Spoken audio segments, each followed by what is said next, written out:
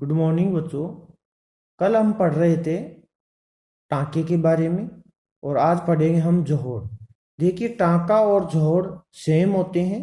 टांके को ऊपर से ढका जाता है और जोहड़ को खुला रखा जाता है। तो जोहड़ में ज्यादातर पशुओं के काम में लेते हैं और लोग नहाने धोने के लिए भी काम में लेते हैं। टांके में क्या होता है, पश्चिमी राजस्थान में ये परंपरागत जल संग्रहण करने की एकत्रित विधि है। तो लोग क्या करते हैं, प्रत्येक अपने घरों में और खेतों में भूमि में 4 से 5 मीटर गहरा खड्डा खोद लेते हैं और उसको ऊपर से पत्थरों और स्थानीय उपलब्ध संसाधनों से ढक देते हैं। जैसे हम देख सकते हैं, ये टांके की विधि है। ये घर पे बनाया गया टांका है, ये खेत में बनाया गया टांका है ताकि लोग खेतों पर जाए तो वहां आसानी से पानी पी सके। और कुछ लोग घरों की छतों को आगोर से आने वाले वर्षा जल संग्रहण को एकत्रित करते हैं, जिसके अंतरिक्त भाग में जहां अंदर की ओर कुछ लोग जहां सीमेंट कंक्रीट लगाते हैं, कुछ लोग राख और बजरी का लेप कर देते हैं जो जल रिसाव और तली के कटाव को रोकता है। तो राजस्थान में जल स्वावलंबन योजना के द्वारा अधिक से अधिक टांकों का निर्माण किया गया। प्रश्न ऐसे आता है कि टांके के बारे में आप क्या जानते हैं? टांका किस योजना के अंतर्गत अधिक से अधिक निर्माण करवाया गया? तो टांका का विस्तृत वर्णन करना पड़ता है, भूमिगत टैंक भी कहते हैं। और यह योजना जल स्वावलंबन योजना के अंतर्गत इसके अधिक से अधिक निर्माण करवाए गए। इसी की तरह फिर है जोहड़। देखिए, जोहड़ आप चित्र के माध्यम से देख सकते हैं। ये जोहड़ एक बड़े आकार का बनाया जाता है, खुला रहता है, इसको ढका हुआ नहीं रहता है। ऐसे एक और जोहड़ का निर्माण किया गया है। ये भी खेत में और घरों के आसपास बना लेते हैं ताकि पशुओं को पानी पिलाते हैं। तो हम देख सकते हैं इसका वर्णन कि शेखावटी क्षेत्र, जहाँ सीकर झुंझुनू है उसको शेखावटी क्षेत्र कहते हैं।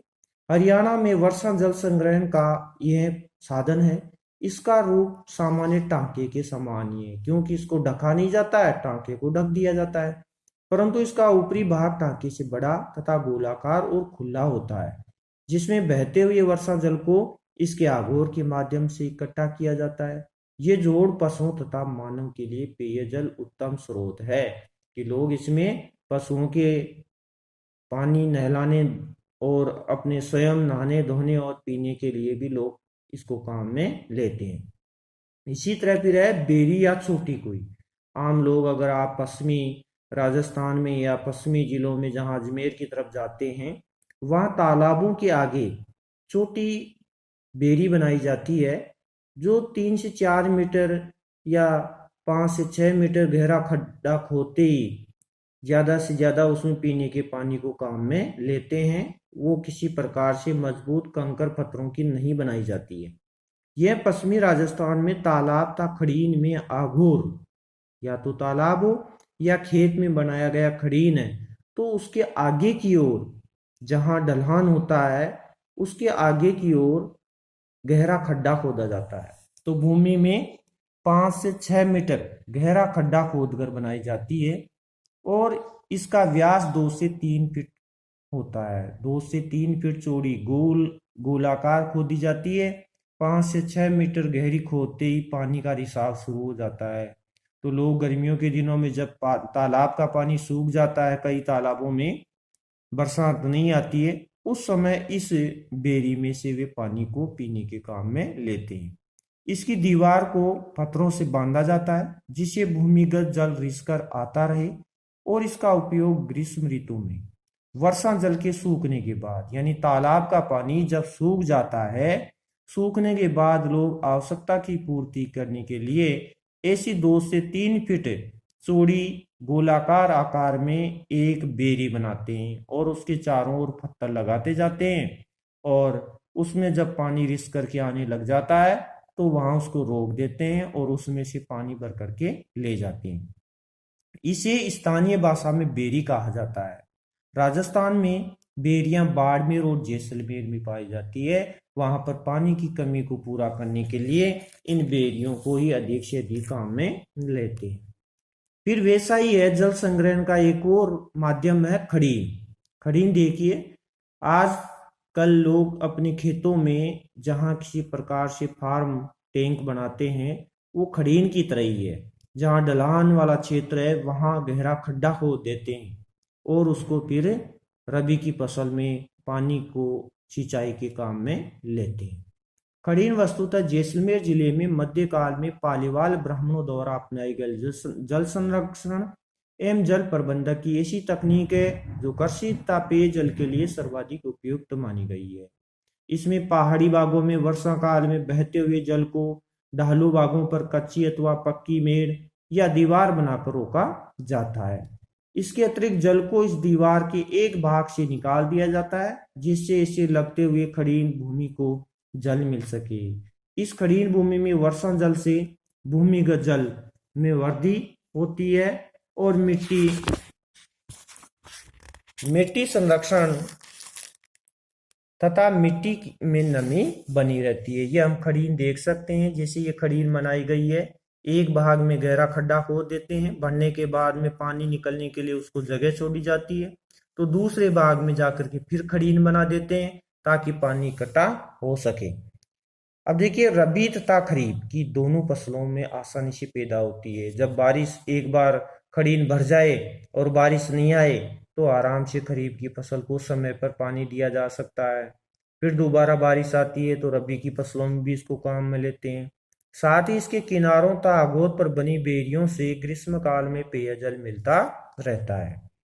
वस्तुतः राजस्थान में जल संरक्षण तथा जल प्रबंधन परंपरागत रहा है। प्राचीन काल से जल का संरक्षण किया जाता है, जिसमें क्योंकि अकाल व सूखे की आशंका यहाँ पर बनी रहती है, इस कारण स्थानीय जनता तथा शासकों ने वर्षा जल की एक एक बूंद सहेज कर अधिकतम उपयोग की मानसिकता से इन विभिन्न तकनीकों को जन्म दिया। धार्मिक आस्था से जुड़े होने से स्वतः संरक्षित होते रहे हैं, जिसके कारण से स्रोत लंबे समय तक स्थानीय जीव जंतुओं व प्राकृतिक वनस्पति और मानव के लिए पेयजल की आपूर्ति करते रहे हैं। ये बताते हैं कि लोग धार्मिक आस्था रखते हैं कि जीवों पर दया करनी चाहिए, तो जीवों के लिए इस पानी को वे ग्रीष्म ऋतु में जैसे पशु पक्षी है ये आराम से वहां पर विस्तृत करते रहते हैं, जिसके कारण से जल संग्रहण एक धार्मिक आस्था भी बन गया है।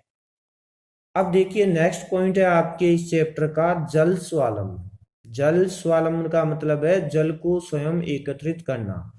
ये हमें प्राचीन परंपरागत हमारी सेठ साहूकार शासक जितने भी रहे हैं उन सब की यही प्राचीन काल से हमारी विचारधारा है, क्योंकि भारतीय संस्कृति में जल ही जीवन है। इस कारण से जल को स्वयं एकत्रित करना चाहिए। वर्तमान में भूमिगत गिरते जल स्तर तथा स्थानीय स्तर पर प्रचलित जल स्रोतों की दुर्दशा तथा बड़े बांधों में बढ़ती मिट्टी की गाद तथा वर्षा की कमी के कारण जल संकट की विकट परिस्थितियां उत्पन्न होने लगी है। साथ ही बढ़ती जनसंख्या से जल की बढ़ती मांग के कारण संकट और भी गंभीर हो गया है। इस कारण भारत सरकार ने जल क्रांति अभियान तथा राजस्थान सरकार ने मुख्यमंत्री जल स्वावलंबन कार्यक्रम आरंभ किए हैं। इन कार्यक्रमों को आरंभ करने का मुख्य उद्देश्य था स्थानीय स्तर पर जल का समुचित प्रबंधन किया जाना चाहिए। जहां पर जल बह करके जाता है तो जल बहते हुए जल को रोकने के लिए एक ये स्थानीय स्तर पर प्रबंध किया गया है हमारी सरकार ने। सामान्य जल का प्रबंधन तथा संरक्षण परंपरागत रूप से प्रत्येक ध्यानी गांव कस्बे में नाड़ी तालाब कुएं बावड़ी जोहड़ व बेरी आदि विभिन्न रूपों में अपनाया गया है। ये जल स्रोत तत्कालीन समय के अनुसार स्थानीय स्तर पर प्रबंधन तथा संरक्षण का अनुपम उदाहरण थे, जो कि लंबे समय तक स्थानीय स्तर पर जल प्रदान करते हैं। हमने जाना पाठ के अंतिम स्वरूप में है कि किस प्रकार लोग जहाँ ढियानी गांव कस्बे सब हैं वो कोई न कोई किसी प्रकार से नाड़ी बनाता है, तालाब बनाता है, कुएं बनाता है, बावड़ी बनाता है, जोड़, इन सब को जल संग्रहण के रूप में वह काम में लेता है। जल प्रबंधन की ये परंपरागत सुव्यवस्थित तकनीकों से राजस्थान के पश्चिमी भाग में अकाल के समय पर्याप्त मात्रा में जल उपलब्ध हो जाता है। कहते हैं कि ये जो जल प्रबंधन है, बहते हुए जल को रोकने के लिए की गई जो क्रिया है उसको हम जल प्रबंधन कहते हैं, या जल के संग्रहण को एकत्रित किया जाता है उसको हम जल प्रबंधन कहते हैं। इसकी परिभाषा भी आ सकती है जल प्रबंधन क्या है? तो वर्षा के जल को बहते हुए रोकने के लिए जल संग्रहण किया जाता है। जल संग्रहण करने की विधि को ही जल प्रबंधन कहा जाता है। यह राजस्थान के पश्चिमी भाग जैसलमेर और बाड़मेर में सबसे ज्यादा जल प्रबंधन की व्यवस्था की गई है। परंतु इन स्रोतों की वर्तमान में उपयोगिता कम होने तथा पर्याप्त संरक्षण के अभाव में ये जर्जर स्थिति में रह गए हैं कि आजकल लोग इनकी ओर ध्यान नहीं दे रहे हैं, इसलिए धीरे धीरे कमजोर होते जा रहे हैं। वर्तमान समय में जल की कमी को उत्पन्न होने वाले मुक्ति के लिए जल स्वावलंबन आवश्यक हो गया है, क्योंकि जल की कमी बहुत ज्यादा हो रही है, जिसके अंतर्गत स्थानीय स्तर पर जल संरक्षण की बचत, जल के उपयोग व्यवस्थित करना, जल को स्थानीय स्तर पर संरक्षित करना और समुचित प्रबंध करना। तो इन परंपरागत स्रोतों का स्थानीय स्तर पर पुनर्विकास करके हमें सिंचाई तथा अन्य कार्यों के उपयोग में लिया जाना चाहिए। स्थानीय स्तर पर वर्षा और भूजल का इस प्रकार से उपयोग किया जाए जिसके लिए हमारे स्थानीय स्तर पर जल प्रबंधक हो सके। तो आपके ये चैप्टर दिया है, हमारा भी दायित्व बनता है कि हमें भी जल संरक्षण करना चाहिए। जैसे हमारे मकान के बाहर बहता हुआ जल है, वर्षा का जल है, या हमारे घरेलू उपयोग में लिया जाने वाला जल है, तो उसको ऐसे नहीं बहने देना चाहिए। अपने आसपास खड्डा खोद देना चाहिए ताकि जल उसमें रिस करके जाए और नीचे भूम जल में मिल जाए। एक और पॉइंट है मुख्यमंत्री जल स्वावलंबन योजना। यह हमारे पूर्व मुख्यमंत्री श्रीमती वसुंधरा राजे सिंधिया ने यह योजना चलाई थी कि हमें जल को स्वयं को ही संरक्षण करना है, बचाना है। तो राजस्थान सरकार के द्वारा मुख्यमंत्री जल स्वावलंबन योजना की ग्रामीण स्तर पर जल संग्रहण हेतु प्राकृतिक मानते हुए स्थानीय स्तर पर सरकार द्वारा इसको भामाशाह सहयोग से जल प्रबंधन का आत्मनिर्भर करना है। इस योजना में भूजल स्तर में वृद्धि और गुणवत्ता में सुधार कार्य करने पर विशेष ध्यान दिया गया है। तो प्राचीन स्रोत जैसे हैं, कुएं है, तालाब है, नाली है, तथा जहाँ लुप्त हो रहे हैं हमें इनको बचाना है, इन्हें पुनर्जीवित करने के लिए कार्य किए जाने चाहिए। हमें पंचायत स्तर पर नालियों को, तालाबों को, कुओं की खुदाई तथा दीवारों को ठीक करने का कार्य करना चाहिए। तो जल संरक्षण हमारे जल प्राप्ति क्षेत्रों में आने वाले अवरोधों को हटाकर जल प्रबंधन मार्ग को दुरुस्त करने का कार्य किया जाना चाहिए। इसके अभियान की अवधि 4 वर्ष रखी गई थी हमारी राजस्थान सरकार ने। तो हमारी राज्य विभिन्न विभागों में समन्वय स्थापित करके 21,000 गांवों को लाभान्वित किया हमारी पूर्व सरकार ने। और इस कार्यक्रम में गैर सरकारी संगठनों में भी हमारा सहयोग किया।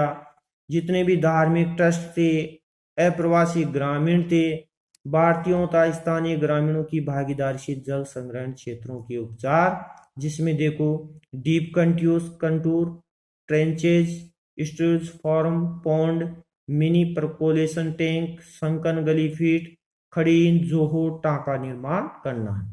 तो हमें श्रृंखलाबद्ध तरीके से जितने भी ये प्राचीन तरीके हैं जल संग्रहण को, तो इनके मरम्मत करवाने का कार्य करना चाहिए अपने गांव में जहां पर भी है।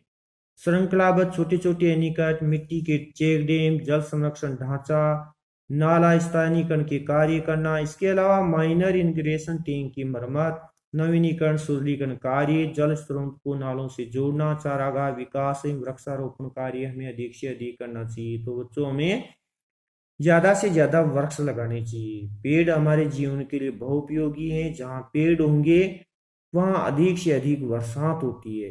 तो हमें पेड़ों के बारे में भी यहाँ अधिक से अधिक जानकारी दी गई है कि हमें वृक्षारोपण करना चाहिए। कृत्रिम भूजल संरक्षण, भूजल पुनर्भ्रमण संरचनाओं के पुनर्जल भ्रमण कार्य, फसल व उद्यानिकी से उन्नत तकनीकों को बढ़ावा देना चाहिए। हमारे साथ ही ग्रामीणों ने इन जल स्रोतों के संरक्षण के प्रति जागरूकता बनाए रखने के उद्देश्य से इनके महत्ता का प्रचार प्रसार विभिन्न नुक्कड़ नाटकों तथा मेलों व रैलियों के माध्यम से भी किया जाता है। हम देखते हैं जहां पर भी कोई सार्वजनिक प्रोग्राम होता है तो वहां पेड़ों के बारे में वृक्षारोपण और जल को बचाने की विशेष बातें की जाती है। तो हमें जल को बचाना है, व्यर्थ में हमें जल नहीं गंवाना है। इस पाठ से हमें यही शिक्षा मिलती है कि हमें अधिक से अधिक पेड़ लगाने चाहिए, जल को एकत्रित करना चाहिए, और जहाँ गांव में पुराने प्राचीन कुएं तालाब हैं उनकी मरम्मत कराने पर भी विशेष ध्यान देना चाहिए। तो बच्चों ये लेसन आपका पूरा होता है, आपका रिवीजन चल रहा है। इसमें आपको वर्क नहीं करना है, इसको आपको लर्न करना है। लर्न करने के लिए इसमें लघुत्रात्मक प्रश्न आपके जो दिए गए हैं वो लघुत्रात्मक प्रश्न और छोटे प्रश्न ये लर्न करने हैं, जितने भी ये प्रश्न है, क्योंकि इसमें कोई टॉपिक नहीं हटा है, इसलिए लघुत्रात्मक प्रश्न, अति लघुत्रात्मक, लघुत्रात्मक प्रश्न ये आपको क्लियर करने हैं। निम्नात्मक प्रश्न इसमें से नहीं आता है, इस बात का विचार रखना। इसी के साथ आज का टॉपिक खत्म होता है, लेसन नंबर 8। अब नेक्स्ट डे को हम पढ़ाएंगे लेसन नंबर 9, भारतीय कृषि। ठीक है, धन्यवाद।